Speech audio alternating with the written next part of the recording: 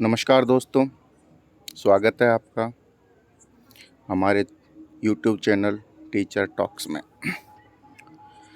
आज हम बात करेंगे एक बहुत ही महत्वपूर्ण विषय पर।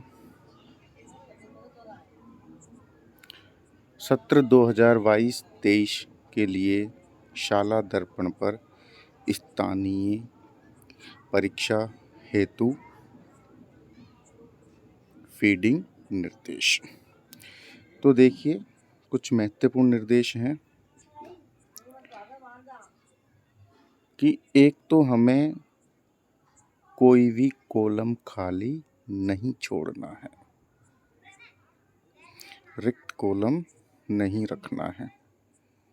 इसके अलावा यदि छात्र अनुपस्थित है तो उसके लिए -1, और यदि वो मेडिकल देकर परीक्षा में प्रविष्ट हो रहा है या किसी परीक्षा के लिए मेडिकल लाया है तो उसके लिए -2 अंकित करें।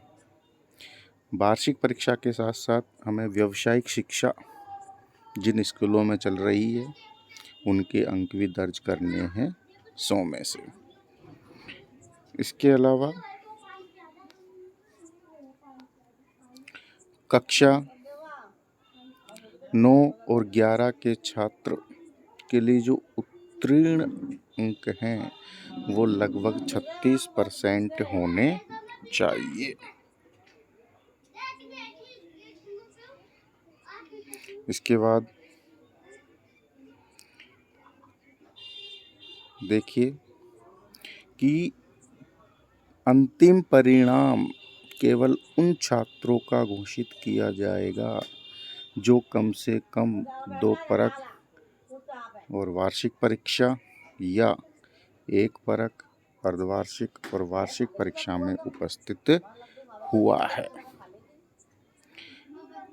कक्षा 9 और 11 के लिए जो छात्र छात्राएं वार्षिक परीक्षा में बिना सूचना अनुपस्थित हैं उनका परीक्षा परिणाम हमें किसी भी हालत में तैयार नहीं करना है, किंतु यदि वे छात्र रुग्णता प्रमाण पत्र यानी मेडिकल सर्टिफिकेट लेकर आते हैं तो हमें रिजल्ट तैयार करना है। छात्र अधिकतम 2 विषयों में पूरक आ सकता है, 1 से 4 और 6-7 के लिए पूरक का कोई प्रावधान नहीं है। इन कक्षाओं के लिए ग्रेडिंग सिस्टम रहेगा। मॉड्यूल में अंकों की एकल प्रविष्टि को भी सेव किया जा सकेगा, यानी कि एक को भी सेव कर सकते हैं और हम एक साथ सभी को भी सेव कर सकते हैं। इसके बाद देखिए, यहाँ पर जो रिजल्ट होगा वो हमें ड्राफ्ट में तैयार मिलेगा। उसके बाद उस रिजल्ट को हमें वेरीफाई करना होगा और उसके बाद में संशोधन का कोई विकल्प नहीं होगा। लेकिन फिर भी यदि कोई गलती रह जाती है तो हम अपने CVA लॉगिन के द्वारा उसे अनलॉक करवा कर पुनः आवश्यक संशोधन कर सकते हैं। अब कक्षा विशेष या वर्ग के समेकित परिणाम को देखने के लिए ग्रीन सीट प्रदान की गई है, जो कि ग्रीन सीट के माध्यम से हम समेकित वरीयता सीट भी प्रदान कर सकते हैं। इसके अलावा क्लास में स्ट्रीम में रैंक के लिए अलग से मॉड्यूल उपलब्ध करवा दिया जाएगा। और लेकिन रिजल्ट तैयार करने से पूर्व महत्वपूर्ण बिंदु कि शाला दर्पण पर विद्यार्थी का नाम, उनके माता पिता का नाम, SR नंबर, जन्म तिथि बिल्कुल सही होनी चाहिए, क्योंकि यदि वेरीफाई कर दिया तो उसके बाद इसमें कोई भी बदलाव संभव नहीं हो सकता है। इन्हीं चीज़ों को इंग्लिश में हाईलाइट किया गया है, जैसे कि आप ग्रीन कॉलम में देख रहे हो, keep the column blank only.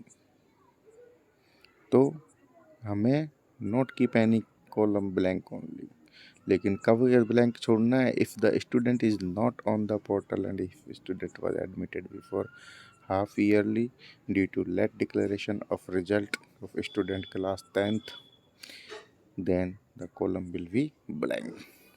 इसके बाद कैंडिडेट यानी यदि विद्यार्थी एब्सेंट है तो मार्क माइनस और मार्क -2 मेडिकल के लिए।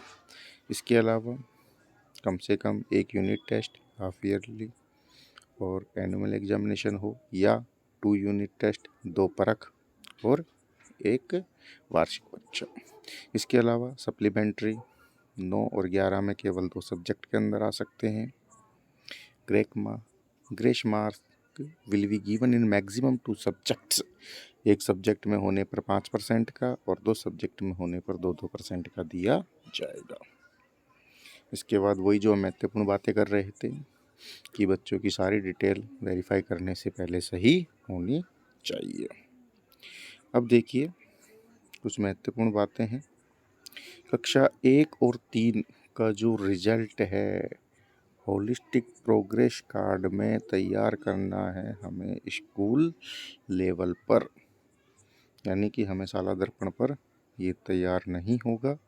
ये रिजल्ट तैयार होगा हमारा स्कूल लेवल पर, और जो फॉर्मेट है वो RSCSCE के द्वारा प्रोवाइड जल्दी ही करवा दिया जाएगा।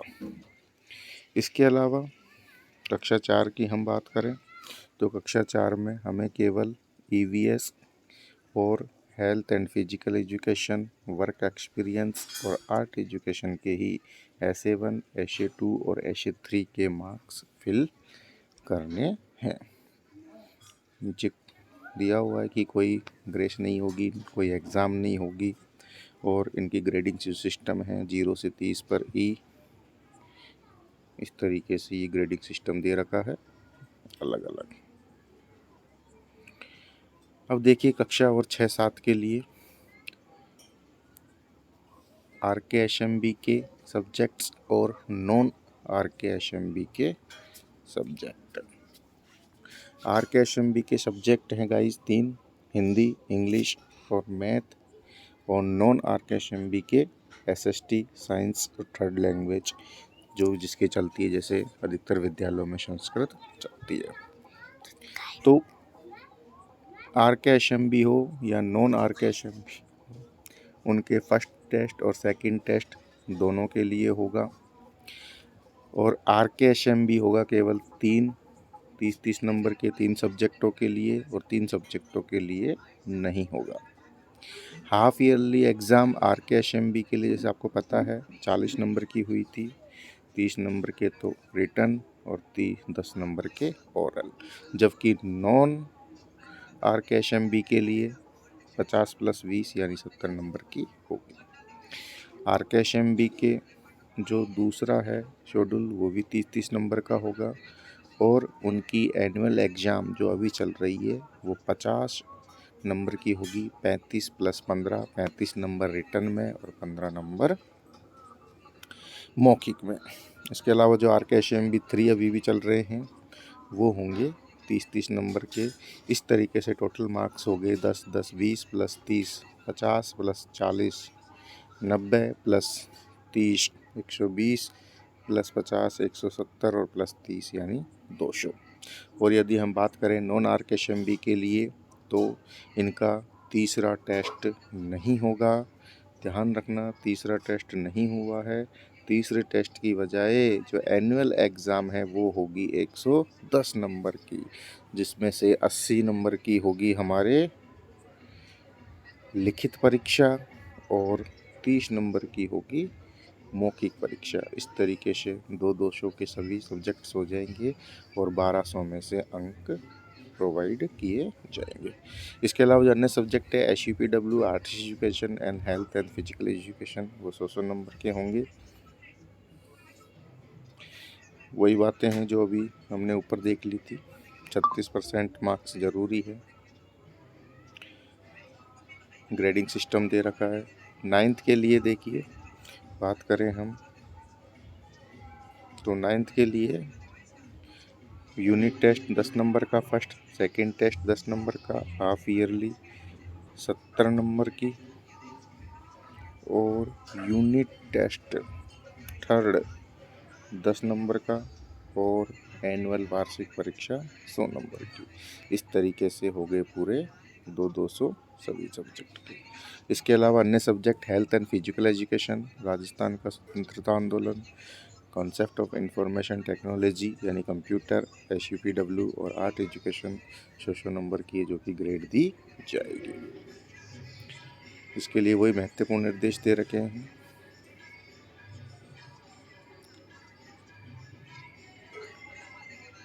देखिए लास्ट का टॉपिक है 8वां, जैसे आपको स्क्रीन पर दिखाई दे रहा होगा। If student secure up to 25 marks in subject less than minimum passing marks 36 in any two main subject, then she will be eligible for supplementary exam। तो वो सप्लीमेंट्री एग्ज़ाम भी दे सकता है। इसके अलावा 200 में से उत्तीर्ण होने के लिए 72% चाहिए। और जो महत्वपूर्ण नियमावली वो हम पहले ही देख चुके हैं। इसके अलावा जो प्रैक्टिकल सब्जेक्ट है उनके बारे में भी दे रखी है। व्यावसायिकों के लिए थ्योरी 30 नंबर की, प्रैक्टिकल्स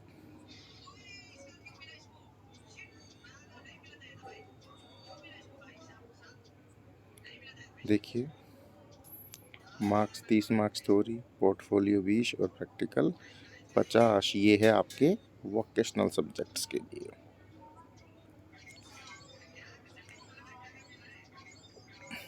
इसके अलावा देखिए गाइस क्लास 11 के लिए भी दे रखा है।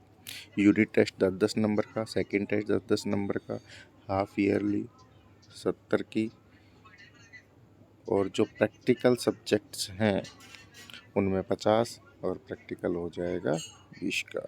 और स्पेशल जो प्रैक्टिकल्स हैं उनमें थ्योरी 20 की और प्रैक्टिकल 50 का, जैसे चित्रकला आदि सब्जेक्टों में देखने को हमें मिलता है। इसके बाद तीसरा यूनिट टेस्ट 10 नंबर का, एनुअल वार्षिक परीक्षा 100 नंबर की, प्रैक्टिकल में 70 और स्पेशल के लिए 30-70, इस तरीके से 200 के ये हो जाएंगे। तो इस तरीके से हमें कक्षा 1 से लेकर 11 तक की एंट्री करनी है साला दर्पण पर। पहली दूसरी के लिए साला दर्पण पर तैयार नहीं होगा, होलिस्टिक रूप से रिजल्ट तैयार होगा। तो मिलते हैं अगले वीडियो में। आपको वीडियो कैसे लगा, इन्फॉर्मेशन कैसे लगी बताना ज़रूर, और लाइक एंड शेयर ज़रूर करना गाइस। धन्यवाद।